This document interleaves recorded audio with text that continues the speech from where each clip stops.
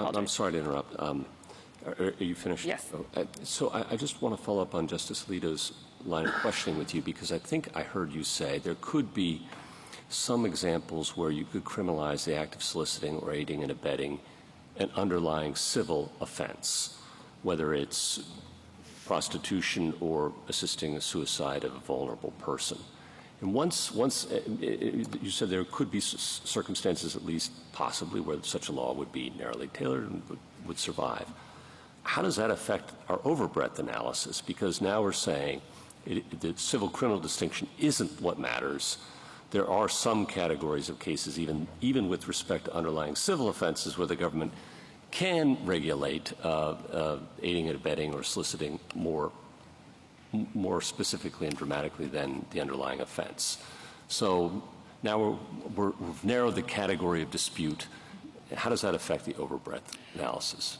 I think if you are talking about a world in which you've narrowed the statute to solicitation only, so leaving aside the just pure encouragement and inducement, and you've narrowed it in that way, I think the statute would still be substantially overbroad because it reaches solicitation of civil violations that I don't think even the government would claim an interest in criminalizing. And again, I point to the example of lawyers advising people about a pathway to lawful status that Congress itself has incentivized. And I think it would raise major First Amendment concerns for the government to be able to criminalize lawyers and others providing truthful information about legal options. I would certainly imagine that there would be a very strong as-applied challenge in those kinds of cases. But in overbreadth analysis, we're supposed to ask, I don't know what we're supposed to ask, but something like, is it impossible to apply the statute constitutionally? Or is it really, really almost unlikely that it'll ever be applied constitutionally?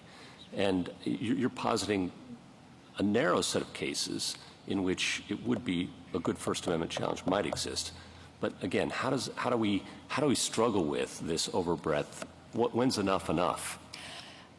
I would point you to the approach the court took in Free Speech Coalition and in Stevens, where the inquiry is simply, does the statute, even if you narrowly construe it, does the statute reach protected speech that people engage in? Is it realistic speech that they engage in every day, frequently? In Stevens, the court didn't do an empirical analysis. It looked at the fact that many people engaged in hunting videos actually as a strength of the overbreadth challenge, because it said you don't need to look at who's not speaking. The fact that people do violate the statute, as the government construes it, is a reason for us to apply the overbreadth remedy. Similarly, in Free Speech Coalition, this court looked at the fact that mainstream movies such as Romeo and Juliet or American Beauty might fall within the terms of the statute. And it didn't attempt to quantify examples of mainstream movies vis-a-vis actual child pornography.